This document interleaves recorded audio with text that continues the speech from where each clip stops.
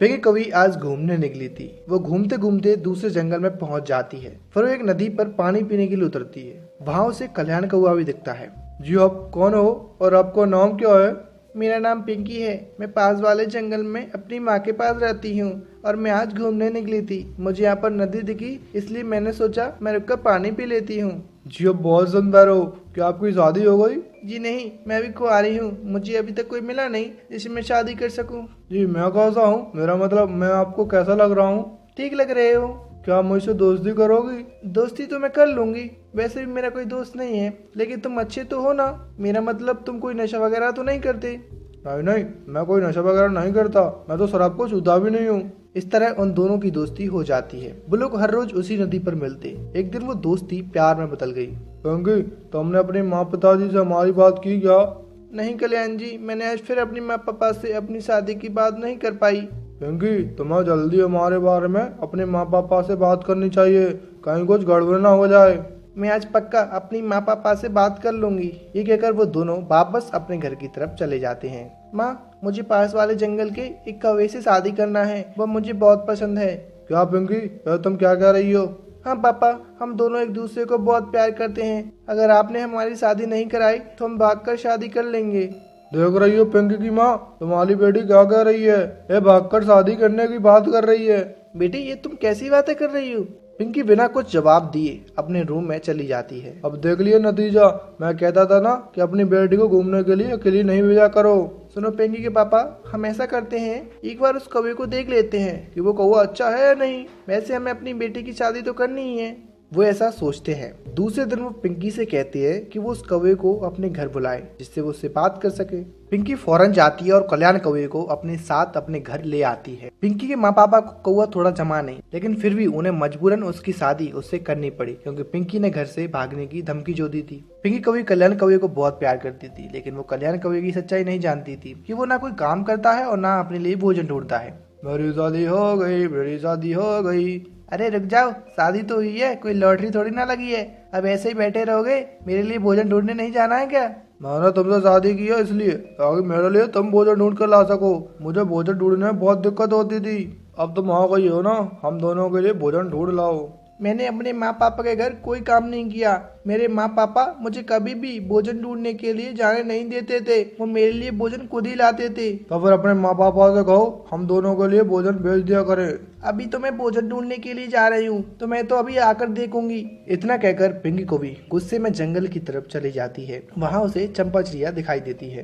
कहाँ जा रही हो पिंकी बहन आज घर से निकलकर, वो भी पहले ही दिन? चंपा, मेरे साथ बहुत गलत हुआ है। मुझे क्या पता था कल्याण कवि की सच्चाई, कि वो ना कुछ काम करता है और ना ही अपने लिए भोजन ढूंढता है। मैंने उससे मेरे भोजन के लिए कहा तो कहता है अपने लिए भोजन खुद लाओ और साथ में मेरा भी।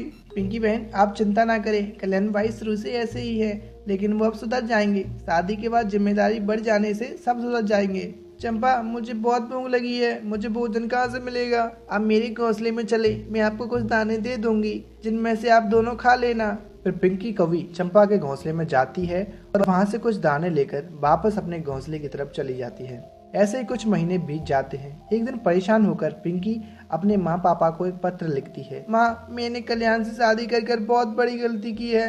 माँ पापा मुझे माफ कर दो, मैंने आपकी बात नहीं मानी।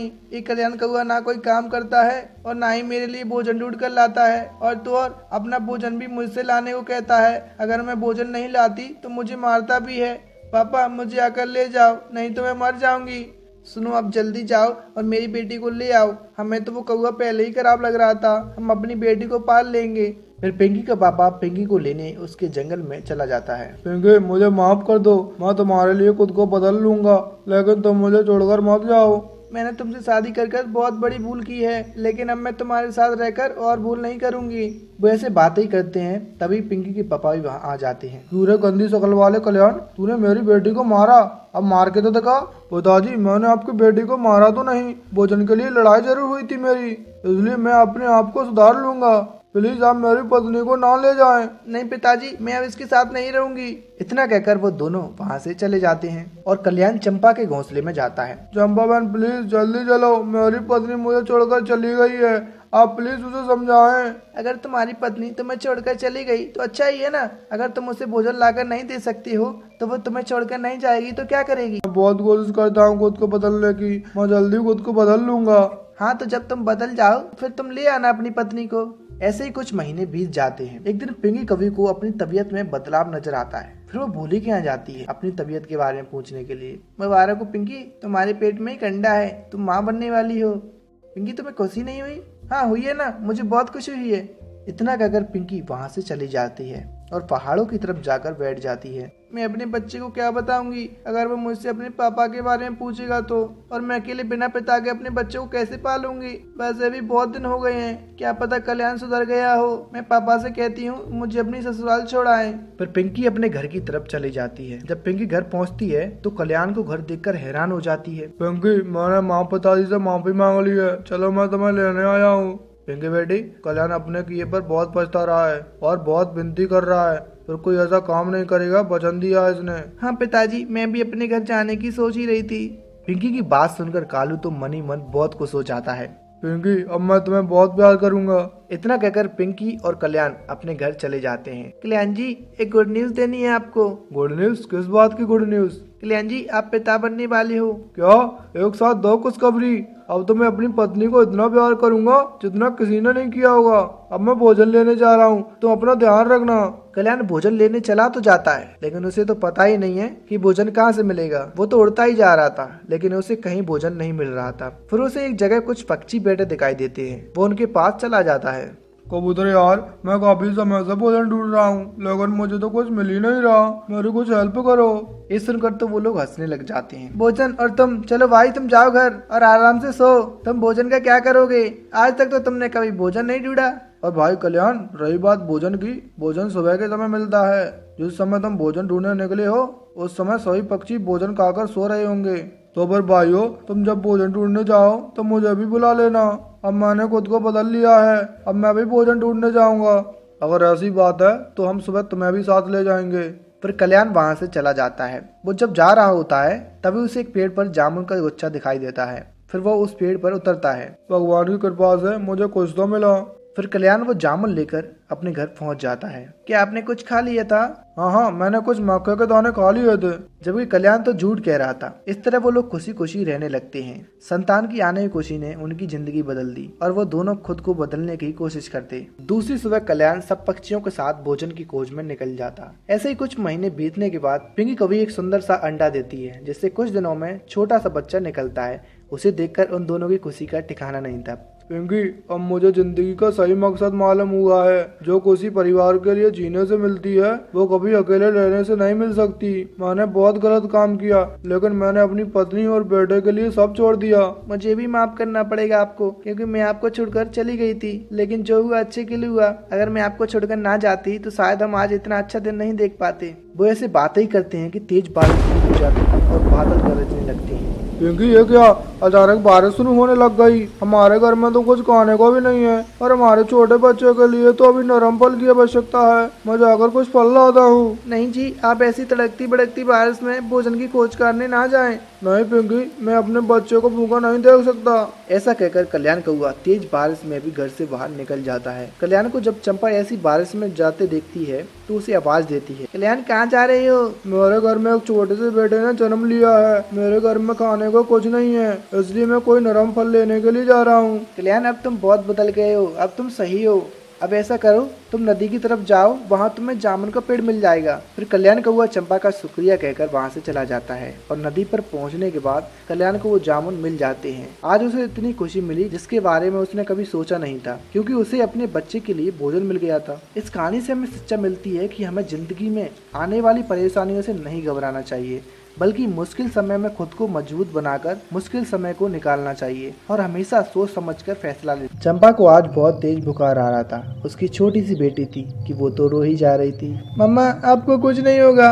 मम्मा, अब पहले भी तो बीमार हुई थी। फिर मम्मा, आप ही तो कहती हो जो होता है अच्छे के लिए होता है। पिंकी मेरी बेटी, न जाने आज मेरा मन बहुत घबरा रहा है। मेरा क्या है मेरी बेटी, मैंने तो अपनी जिंदगी जी ली है। मेरी बस यही इच्छा है मेरे जिंदा रहते तुम्हारी शादी हो जाए। मम्मा प्लीज आप ऐसी बातें ना करें। मम्मा आप रुको, मैं आपके लिए दवाई लेकर आती हूँ, फिर देखना आप ठीक हो जाओगी।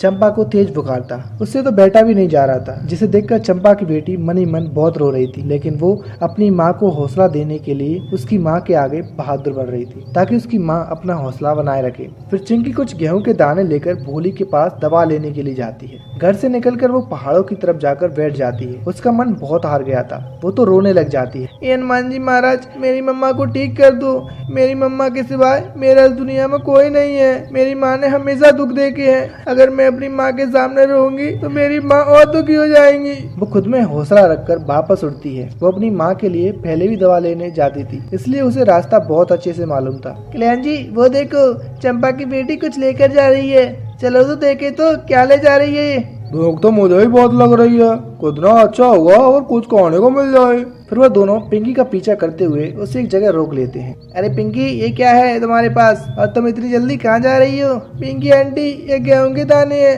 मेरी मम्मा को तेज बुखार है, मैं अपनी मम्मा के लिए दवा लेने जा रही हूँ भोली आंटी के पास। चिंकी तुम क्यों रोती हो? तुम ना रो, हम है ना अभी। अच्छा तुम ऐसा करो, ये गेहूं के दाने हमें दे दो, तुम्हारी मम्मा के लिए हम दवा ले आएंगे और तुम अपनी मम्मा के पास जाओ। ऐसे बुखार में तुम अपनी मम्मा को अकेले नहीं छोड़ना चाहिए। मैं भी अपनी मम्मा को अकेले नहीं छोड़ना चाहती थी, लेकिन इसके अलावा कोई रास्ता भी नहीं था। जाओ चिंकी बेटी जल्दी जाओ, ये बुखार बहुत खराब होती है, अभी कल ही कल्याण की चाची इस बुखार से मर गई थी। पिंकी की बात सुनकर चिंकी वहाँ से जल्दी से वापस चली जाती है। जैसे ही चिंकी वहाँ से घर वापस जाती है, वो कौवे जोर जोर से हंसने लगते हैं। ये तो कुछ ज्यादा ही पगली है, हम क्या नौकर हैं जो दवा लाते फिरेंगे इसकी। चल रहे कल्याण, पार्टी करते हैं। पिंकी, ये गेहूं ज्यादा है, हम ऐसा करते हैं, ये गेहूं लेकर नदी पर चलते हैं और वहाँ हमें कोई देखेगा भी नहीं, हम वहीं पार्टी करेंगे। ये कहकर वो दोनों नदी की तरफ चले जाते हैं। चिंकी मेरी बेटी दवा ले आई। मम्मा, मुझे कल्याणकर और पिंकी आंटी मिली थी, रास्ते में उन्होंने मुझसे गेहूं ले लिए और मुझे घर वापस भेज दिया। उन्होंने कहा तुम्हारी मम्मा के लिए हम दवा ले आएंगे। कौन? वो कल्याण और पिंकी? नहीं मेरी बच्ची, वो कभी भी दवा नहीं लाएंगे और वो गेहूं भी खा लेंगे। नहीं माँ, वो ऐसा क्यों करेंगे? मैंने उन्हें बताया था मेरी मम्मा को तेज फीवर है। तुम भी बहुत बोली हो मेरी बेटी। चिंकी का मन भी डर रहा था, ये तो उसने सोचा ही नहीं था कि वो कौवे ऐसा भी कर सकते हैं। वाह चंपा वाह, कितने मजे के गेहूं थे। आज तो मैंने काफी समय के बाद गेहूं खाए थे। पिंकी, गेहूं तो खा लिए हैं, अगर वो चिड़िया कहीं बुखार से मर गई तो फिर? अब याद आ रहा है तुम्हें? गेहूं खाते समय तो याद नहीं आया और अब मुझसे ऐसे पूछ रहे हो जैसे मैंने अकेले नहीं खाए हैं। अब छोड़ो, मरती है तो मर जाने दो, अपना तो पेट भर गया। और फिर शाम हो जाती है। काफी समय इंतजार करने के बाद चिंकी ये जान चुकी थी कि उसकी माँ सच कह रही थी। कौवे तो उसे पागल बनाकर वो गेहूं के दाने ले जा चुके हैं, लेकिन अब तो चिंकी के पास घर में कुछ नहीं था जिससे वो मम्मा के लिए दवा ले आ सके। मम्मा, वो कौवे तो बहुत जालिम है, उन्हें जरा भी नाज न आई। मैंने उन्हें बताया भी था कि मेरी मम्मा को तेज बुखार है। चिंकी बेटी, तुम तोते के पास जाओ, उसे जाकर सारी बात बताओ, वो जरूर तुम्हारी मदद करेगा। मुझे सांस लेने में बहुत दिक्कत हो रही है। मम्मा, मैं अभी जाती हूँ, बस आप हिम्मत ना हारे और मैं दवा का इंतजाम करती हूँ। और फिर चिंकी वहाँ से तोता की तरफ चली जाती है। बेटी, तुम अभी छोटी हो, तुम्हें अभी अच्छे से मालूम नहीं है कि पिंकी और कल्याण कितने खराब हैं। हमारी तो जिंदगी उन्हीं के साथ गुजर रही है, हम तो उन्हें बहुत अच्छे से जानते हैं। लेकिन अंकल, मम्मा को बुखार बहुत तेज है, अगर मम्मा को दवा न मिली तो कुछ भी हो सकता है। दवा के पैसे देने के लिए तो मेरे पास भी कुछ नहीं है, लेकिन हम जाते हैं भोली के पास, वो भी तुम्हारी माँ की तरह दयालु है, वो हमें दवा जरूर देगी। अंकल जल्दी चलो। और फिर तोता और चिंकी भोली के पास बुखार की दवा लेने जाते हैं। भोली बहन, हमें पता है आप कितनी मेहनत से दवा तैयार करते हो, एक दवा के लिए न जाने आपको कितने फूलों का रस निकालना पड़ता है। ऐसा ही है तोता भाई, सारा दिन इसी में निकल जाता है। भोली बहन, चिंकी अपनी मम्मा के लिए दवा लेने आ रही थी, इसके पास गेहूं के दाने भी थे, लेकिन वो काले कौवे मिल गए इसे रास्ते में और उन्होंने इस मासूम से वो गेहूं के दाने छीन लिए। बोली आंटी, आप प्लीज मेरी मम्मा के लिए दवा दे दे, मैं दवा की कीमत बाद में दे जाऊंगी, प्लीज मेरी मम्मा को बचा ले। चिंकी ऐसे रो रही थी। चिंकी चुप कर जाओ, मुझे उन कौवों को पहले ही पता है, मैं भी इसी इंतजार में हूँ कि वो कौवे कब बीमार हो और फिर वो कब मेरे पास आए, फिर मैं देखूँ उन्हें। तुम्हें दवा ले जाओ और अपनी मम्मा को दे दो, कीमत के रहने दो, तुम्हारी मम्मा मेरी भी अच्छी मित्र है। ये सुनकर चिंकी बहुत खुश हो जाती है। बोली बहन आपको बहुत बहुत शुक्रिया। और वो चिड़िया और तोता वापस आ जाते हैं। घर पहुंचकर चिंकी उस दवा की 2 बूंदें अपनी मम्मा के मुंह में डालती है। तोता भी चिंकी के साथ ही आ जाता है। चंपा तुम तो बहुत समझदार हो, फिर कैसे हिम्मत हार गई तुम? थोड़ा हौसला रखो, सब ठीक हो जाएगा।